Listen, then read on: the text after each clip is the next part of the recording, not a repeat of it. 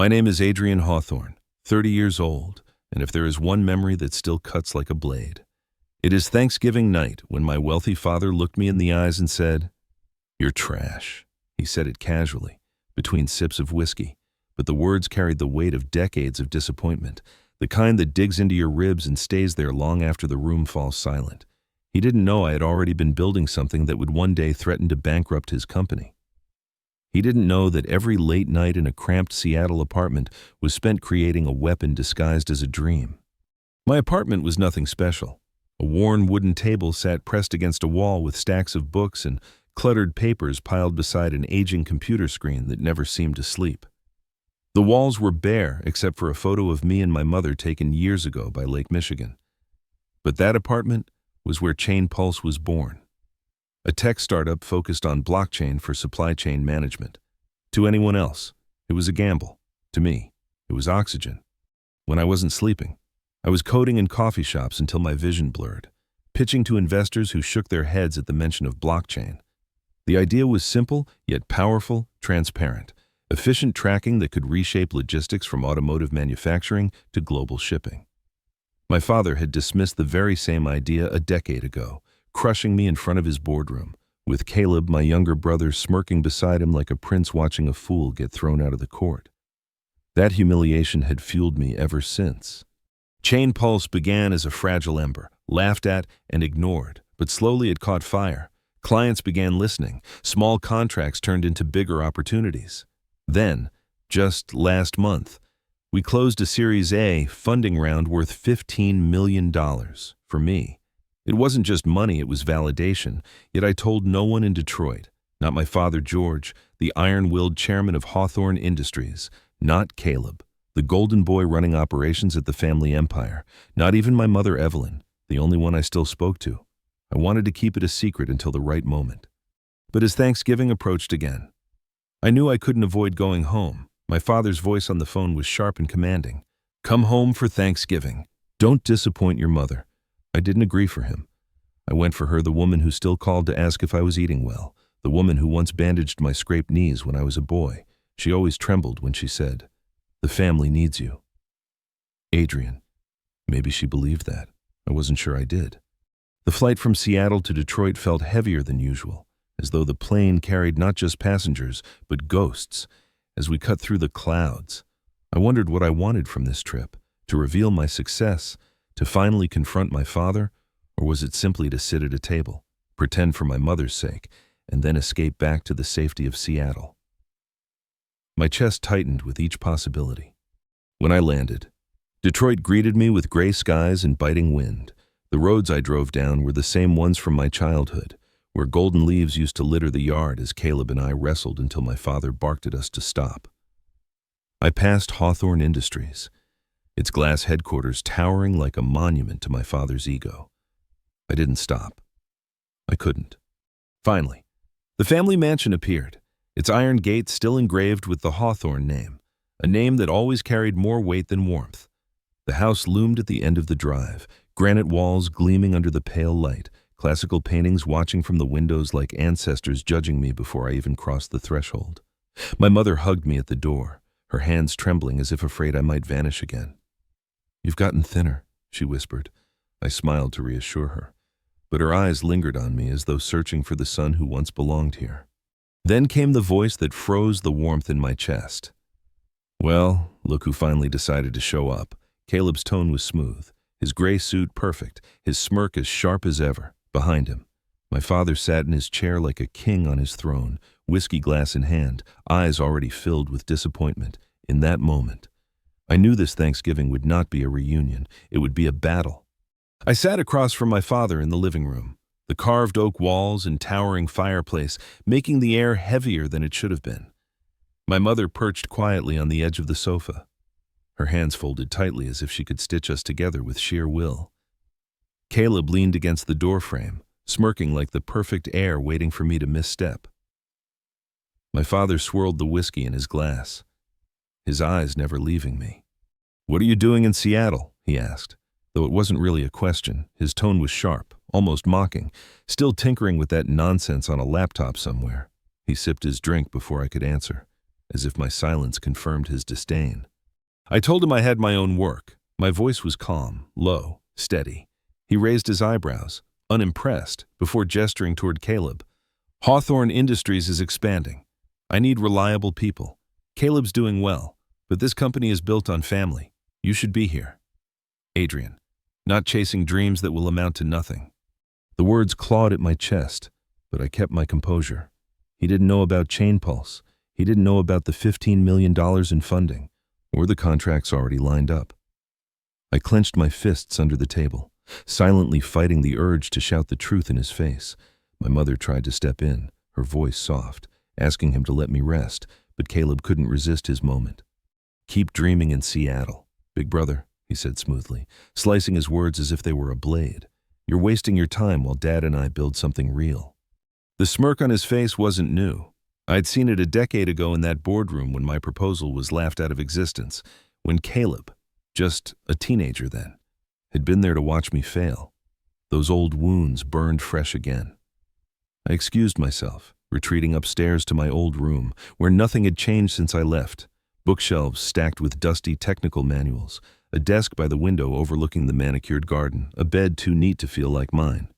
I sat on the edge of the mattress, pulling out my phone, scrolling through emails from my Chain Pulse team, updates on software testing, messages from investors, reminders that I was building something real, something the Hawthorne Mansion, with all its grandeur, could never take from me. But still, sitting in that room, I felt like a teenager again, trapped in the gilded cage of my father's expectations. When Thanksgiving dinner came, the tension was palpable. The dining table stretched long under the glow of the chandelier, the scent of roasted turkey and mashed potatoes filling the room like a cruel reminder of what the holiday was supposed to mean. My father sat at the head of the table. Caleb on one side, me across from him, my mother beside me as though she could shield me from the storm. She tried to keep the conversation light, asking about Seattle, about the weather, even about coffee shops. I answered briefly, forcing a smile. But my father's patience was thin. He leaned forward, eyes fixed on me like a hawk. Speak. Adrian, what are you doing out there? Still wasting time with that tech nonsense? Caleb chuckled, cutting in before I could answer. You mean still unemployed, right? Or coding in some cafe corner? He carved into his turkey, smirk curling like smoke. Meanwhile, we're running a real company, expanding, growing, leaving you behind. The glass in my father's hand clinked hard against the table. I don't have time for your vague games, he said sharply. Hawthorne Industries needs you if you refuse to come home. Don't expect to inherit a dime. The words hit harder than I expected. Inheritance. As if that was all he thought I cared about. As if the only reason to exist in this family was for the promise of money tied to his empire. My fork trembled in my hand, but I forced myself to look him in the eye. I don't need an inheritance, I said quietly, but firmly. I have my own path. His laughter was cold, cruel, echoing through the chandelier-lit room. Your own path. You ran away from this family, built nothing, and now you dare sit here and lecture me. He slammed his hand on the table, the sound making glasses tremble. You are a Hawthorne. You belong to this company. I will not let you disgrace this name. George, please, my mother pleaded, her voice rising, tears welling in her eyes. This is Thanksgiving. We are family. But he wasn't listening. Caleb leaned back in his chair, smirking like a vulture waiting for the final blow. His voice dripped with triumph. Dad's right. You're nothing without this family. You'll always be nothing. Something inside me snapped. I stood abruptly, my chair screeching across the polished floor. If you think I need your pity, then you never knew me at all, I said, my voice shaking with suppressed rage. I don't need this house, I don't need your company, and I don't need the Hawthorne name. My father's face reddened, his voice thundering. Then get out, now, you are no son of mine. The room fell silent except for the crackle of the fireplace. My mother's sobs filled the emptiness as Caleb's smirk widened, feeding off the wreckage. I looked at her, wanting to speak, but the lump in my throat strangled the words. I turned, walking away from the table, from the mansion, from the family that had never wanted me whole. 1 year passed after that Thanksgiving night, a year that stretched like a lifetime. I returned to Seattle with nothing but the echo of my father's final words. "You are no son of mine." For weeks. Those words replayed in my mind every time I woke in the dark, staring at the ceiling of my apartment, but where his voice lingered like a wound. My resolve grew sharper. If I had no family, then I would pour everything into Chain Pulse. It became my lifeline, my obsession, my world. Our office was small, tucked into the heart of Seattle, but it pulsed with energy. I sat behind a simple wooden desk, a few bookshelves stacked with reference manuals, the same photo of me and my mother still by the window. But outside those walls, something extraordinary was happening. Chain Pulse had closed a Series B round worth $30 million, signed contracts with giants like General Motors and Toyota, and was becoming the standard for supply chain transparency across the industry. Publications like The Wall Street Journal and CNBC had begun calling me a rising star in tech. Success was no longer a dream, it was reality. And yet, it felt hollow. Each time I read an article praising my accomplishments, I felt only the emptiness of silence where family should have been. My mother still texted, her words brief but tender. "Are you eating? Are you sleeping?" I responded with short replies, afraid that if I said too much, I would break down and remember the chandelier-lit dining room, my father's roar, and Caleb's smirk. I wanted to protect her, to keep her close, but I didn't know how to bridge the canyon my father had carved between us. Then, one morning, an email arrived that unsettled everything. The subject line read, "You should see this." It came from a former colleague in Detroit. Attached was a tabloid article accusing Chain Pulse of serious security risks, alleging that our blockchain software made customer data vulnerable to theft. My stomach sank as I scanned the words, then pulled up the code myself, double-checking every line. The article was a fabrication, a deliberate smear campaign. Still, the damage began to ripple immediately. Some of our partners grew cautious, their stock prices wavering, while the whispers spread through news feeds faster than we could respond. Days later, another blow landed.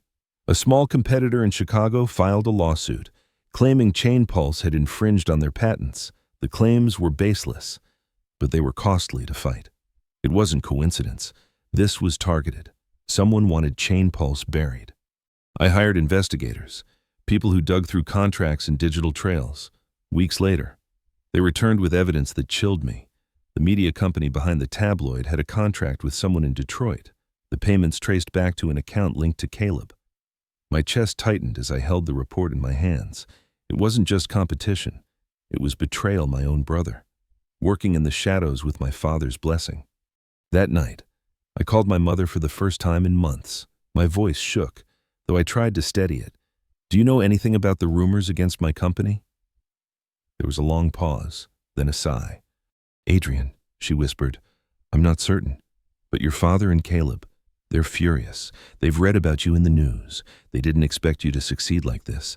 They think you've endangered Hawthorne Industries. They feel threatened." Her voice cracked. "Please, be careful." Threatened. The word echoed like bitter irony. I had never meant to harm the family business. Chain Pulse simply created a standard the world demanded. Hawthorne Industries, weighed down by my father's rigid mindset, couldn't keep up. Automakers were dropping them in favor of systems integrated with ours. My success was their downfall, though I had never wanted it that way. Still, they saw me not as a son or brother, but as an enemy. I sat in my office, staring at the glowing Seattle skyline, the folder of evidence heavy on my desk. I thought of Caleb smirking across the dining table, of my father's cold laughter. They were trying to destroy me not with open confrontation, but with whispers, lies, and knives in the dark. For the first time in years, I considered going back to Detroit not for family, but for war. I couldn't let them dismantle what I had built with sleepless nights, trembling hands, and stubborn belief. If they wanted to test me, I would show them that I was no longer the boy in that boardroom. I was no longer afraid. I booked a flight. The plane touched down in Detroit under a pale autumn sun, the same city where I had grown up, where every street seemed to whisper with memories both warm and cruel. But this time, I wasn't coming home for Thanksgiving or out of duty to my mother. I was here to confront my father and Caleb, armed not with words of reconciliation but with evidence of their sabotage. The headquarters of Hawthorne Industries rose in front of me like a fortress of glass and steel, gleaming in the crisp light. The bold Hawthorne logo stretched high on its facade, a declaration of power my father had spent his life protecting.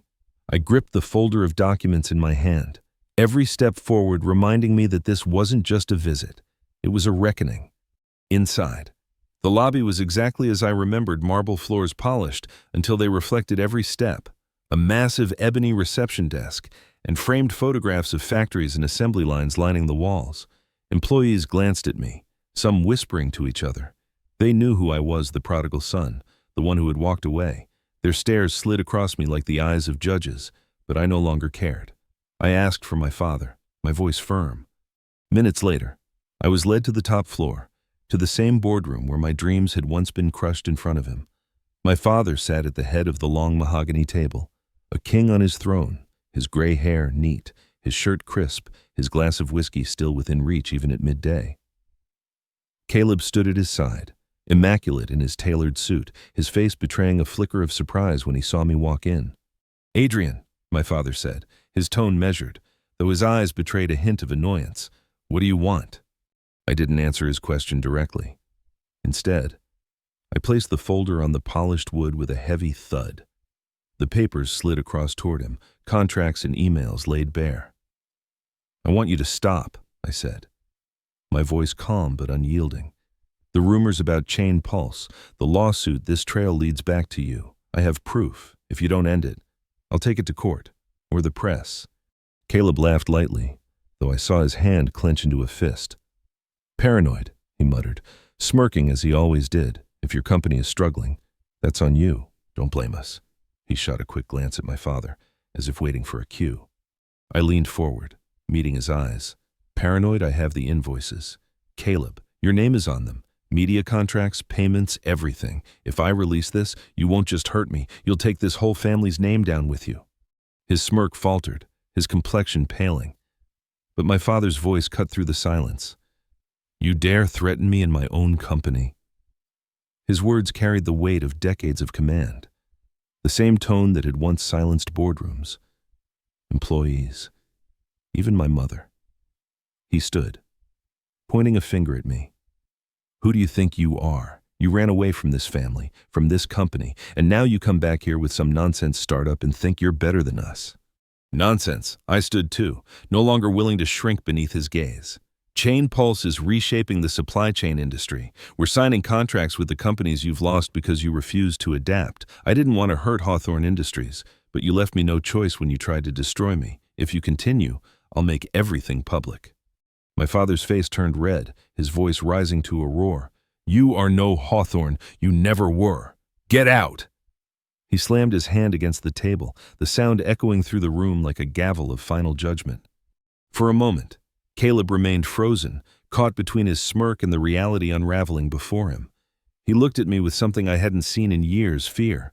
2 security guards appeared at the door, summoned by my father's rage. I didn't wait for them. I straightened my shoulders, my voice steady as I delivered my final words. "This is your last chance. Stop, or I will burn everything you've built down to the ground with the truth." I turned and walked out, the echo of my shoes against the marble floor louder than the pounding of my heart. Behind me, the boardroom that had once humiliated me now felt small, suffocating, and empty. I no longer needed their approval. Back in my car, I sat gripping the steering wheel, staring at the building shrinking in the rearview mirror.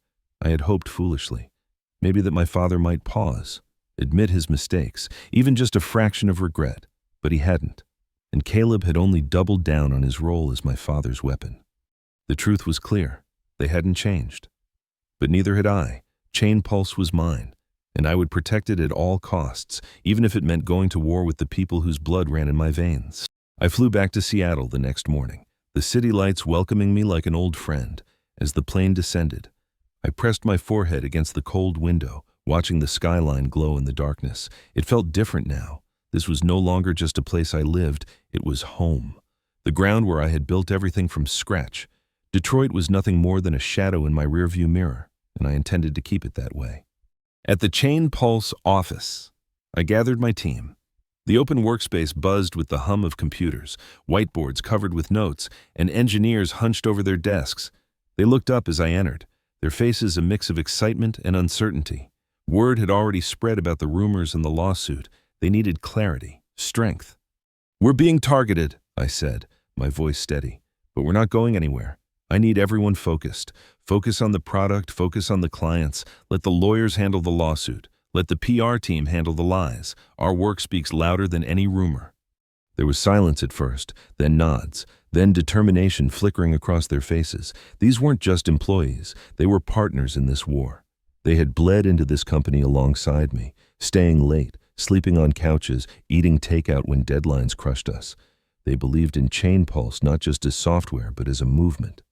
Days blurred into nights. My legal team moved swiftly, dismantling the baseless lawsuit with documented evidence. The PR department fought back, releasing independent reports that proved our system's security and efficiency. I called clients personally, reassuring them that we were strong and stable. Some wavered, but most stayed, trusting me because they had seen the results firsthand. Yet even as I steadied the ship, news trickled in about Hawthorne Industries, my father's company, once towering and untouchable, was faltering. Competitors were seizing contracts, automakers demanding blockchain integration that Hawthorne Industries couldn't provide. The very innovation my father had mocked was now the standard he couldn't meet. Rumors swirled about factories closing, layoffs looming, investors pulling away. For years, my father had ruled with iron certainty, but now that certainty was cracking. I didn't take pleasure in it, but I didn't mourn either. It was the consequence of arrogance, of refusing to adapt, of crushing ideas that could have saved him. I remembered the boardroom years ago, when I stood trembling with hope, presenting my supply chain proposal, if he had listened then. Hawthorne Industries might have been the leader instead of the one falling behind. Instead, he dismissed me, and I walked away. The irony was cruel, but undeniable. Chain Pulse, meanwhile, surged forward. We launched a new version of our software, faster and smarter, integrating artificial intelligence to predict disruptions and cut delays. Clients from Japan to Germany signed on, expanding our reach across continents. At a tech conference in San Francisco, I stood on stage under blinding lights, sharing the story of how persistence can transform an industry. The crowd applauded. Investors shook my hand. Journalists scribbled notes. They called me an icon of innovation, a leader of a new era. But beneath the applause, a shadow lingered. I thought of my mother. Her texts still came, gentle but distant. "I saw you on TV." She wrote once, "I'm proud of you." Adrian. I read her words again and again, my throat tightening. She also told me the truth. Hawthorne Industries was on the brink of collapse. My father refused to admit regret, but she saw it in his silence, in the way his hands trembled when he thought no one was looking. Caleb, she said, was panicking, unable to keep the company afloat. She wanted me to come home, to reconcile, to be a family again before everything shattered completely. I stared at her message for hours. My heart ached to see her, to comfort her, to let her know she hadn't lost both sons. But the wounds my father carved into me ran too deep. Could I really sit at the same table as the man who called me trash, who tried to sabotage everything I built? Could I forgive Caleb, who had played the loyal weapon against me? The city outside my window glowed bright, yet inside me, a war raged. Success had filled my bank accounts, but it had not filled the emptiness where family should have been. I wondered, not for the first time, whether victory meant anything if you had to fight it alone. Autumn returned, and with it came the familiar sense of unease I once associated with Thanksgiving. This year, instead of preparing to fly to Detroit, I was standing on a stage in Denver, bathed in bright lights, speaking to hundreds of investors and entrepreneurs. Behind me, the Chain Pulse logo gleamed across a massive screen as we unveiled our newest product. My voice carried through the auditorium as I told the story of our beginnings coding in coffee shops, chasing funding, being told blockchain would never matter, and pushing forward anyway. I spoke about perseverance, about believing in an idea when no one else did. The crowd rose in applause, camera flashes stung my eyes, and reporters swarmed the stage afterward. Yet as I shook hands and posed for photos, my mind was miles away. I wasn't thinking about investors or headlines. I was thinking about my mother. When I finally returned to my hotel room, exhausted but restless, I checked my phone. A new message waited. "I saw you on TV." "I'm so proud. Adrian." I sat on the edge of the bed, staring at the screen. Her words should have warmed me, but instead they split me in two. She told me more this time. Hawthorne Industries was crumbling, contracts gone, debts mounting.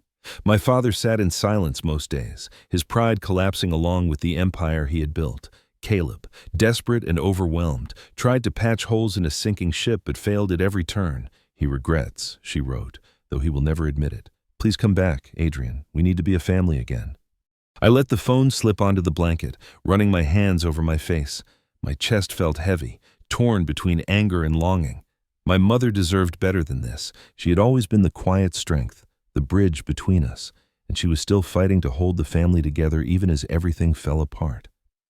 I wanted to see her, to hold her hands, to tell her that none of this was her fault, but the thought of facing my father again filled me with rage. The memory of Caleb's smirk still burned like a scar. The days that followed blurred into endless work. My legal team delivered the final blow. The court dismissed the lawsuit against Chain Pulse, ruling the claims entirely baseless. Our reputation held firm. The PR campaign cleared the last of the rumors. Investors who once hesitated now doubled their support, praising us for weathering the storm. Clients renewed contracts without hesitation, even increasing their stakes. Chain Pulse was no longer just surviving, it was thriving. Yet every night, when the office emptied and silence filled the halls, I found myself staring at that old photo of me and my mother by Lake Michigan. I remembered her laughter that day, the way the sun caught her hair, the warmth of her arms pulling me close. Those memories cut deeper than any victory could heal. Success felt meaningless if the price was losing her to the distance my father had forced between us. Still, I couldn't bring myself to return. Pride held me back. Fear, too. What if I walked back into that house and nothing had changed? What if my father still looked at me as if I were nothing? Could I endure it again? The months rolled forward. Chain Pulse launched internationally, expanding into Europe and Asia.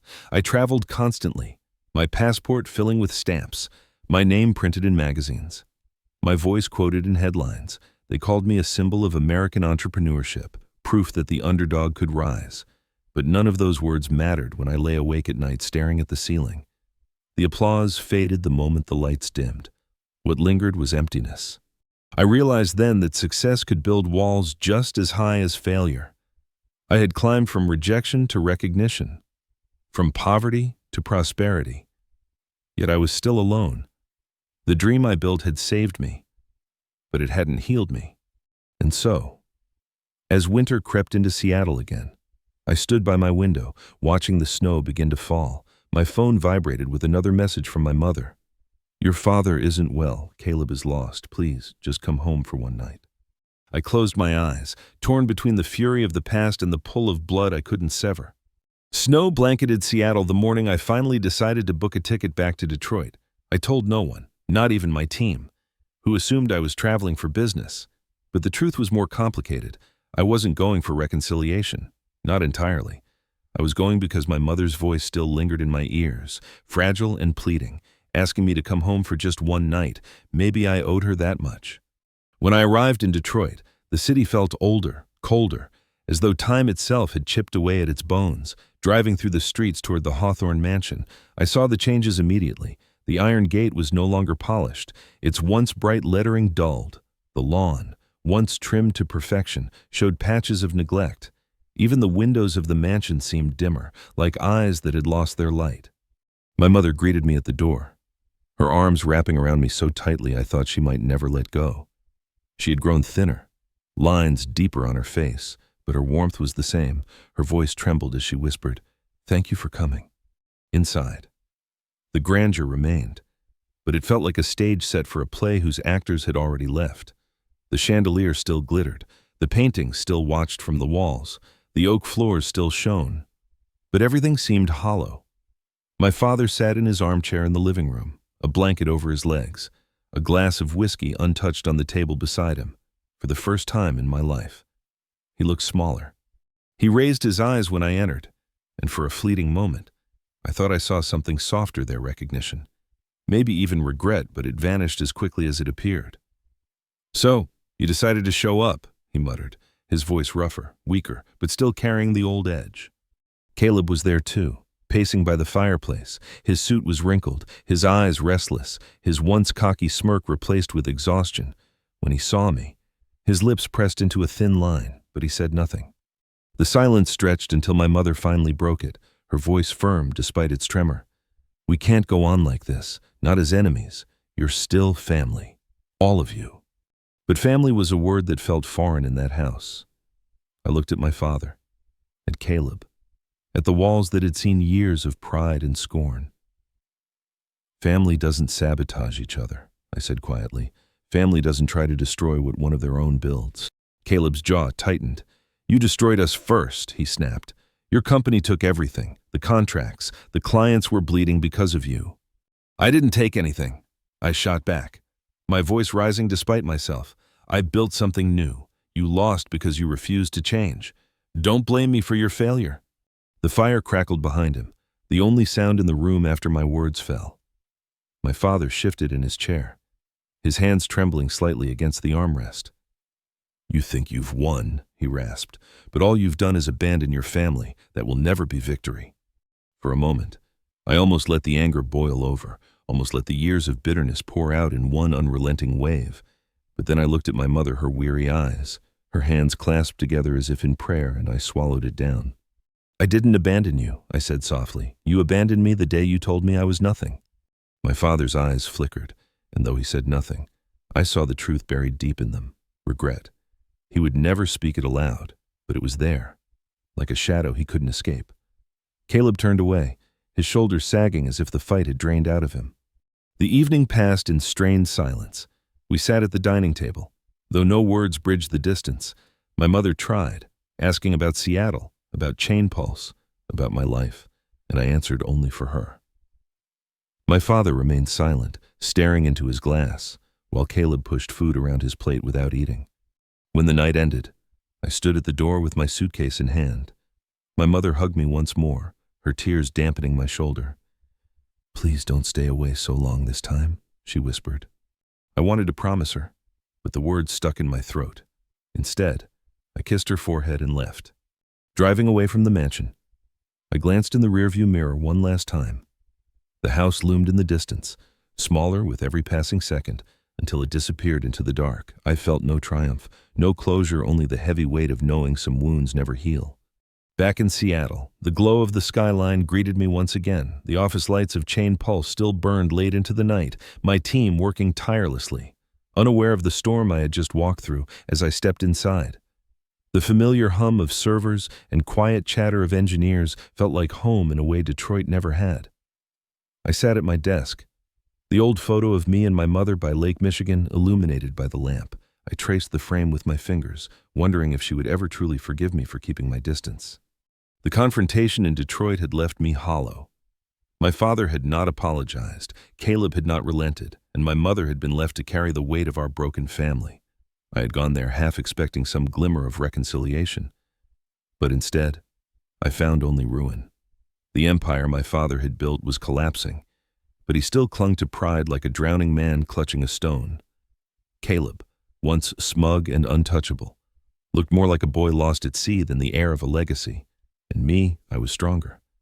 But I was lonelier too. The lawsuit against Chain Pulse was officially dismissed. The last of the rumors faded into irrelevance. Our clients renewed with confidence, and new deals came in faster than ever. At our headquarters, we celebrated milestones with laughter and champagne. But inside me, a question lingered. What does victory mean when it tastes like ashes? Months passed, and Chain Pulse expanded globally. We opened offices in Berlin, Tokyo, and Toronto. I traveled the world, giving keynote speeches, appearing on magazine covers, sitting in boardrooms with leaders who once ignored me. The name Adrian Hawthorne became synonymous with innovation. People saw me as the man who redefined logistics. Yet, in quiet moments, away from cameras and applause, I still saw myself as the son who was never enough for his father, the brother who was always despised. Then one morning, while sipping black coffee at my desk, I received a message from my mother. It was short but powerful. "Your father is not well. He talks less every day. Caleb is unraveling as the company falls. They may lose everything. Please don't let this be the end of us as a family." I set the phone down, staring at the steam rising from the cup. My first instinct was to ignore it, to bury myself in work, to tell myself that they had made their choices. But the truth was harder. They were still my blood, still tied to me by something deeper than anger. My father's empire might crumble, but it wasn't my responsibility to save him. It was his stubbornness that had built the cage, his pride that had turned his sons into enemies, and yet, despite all of that, my heart ached. I didn't know if I would ever forgive him. I didn't know if I could ever sit in that mansion and feel at peace again. But I knew this. I couldn't let the bitterness consume me. If there was any lesson I had learned, it was that success and legacy mean nothing if they cost you your soul. That night, standing by the window of my apartment, watching the city lights shimmer against the dark, I made a quiet vow. I would keep building, keep moving forward, not for my father, not for Caleb, but for myself. I would continue to choose my own path, even if it was lonely, and maybe one day, if the scars of pride and betrayal faded, I would try to rebuild something with my mother, for now. That was enough. To anyone listening to my story, know this: you can't always win your family's love, you can't always make them see your worth, but you can build your own life, one brick at a time, and stand proud in the light of your own fire. If you've ever felt dismissed, belittled, or underestimated, let my journey remind you your worth isn't determined by those who fail to see it. It's determined by the choices you make when no one else believes in you. If this story moved you, don't forget to like, share, and subscribe for more powerful stories like this. Drop a comment below and tell me where you're watching from. I'd love to hear your thoughts.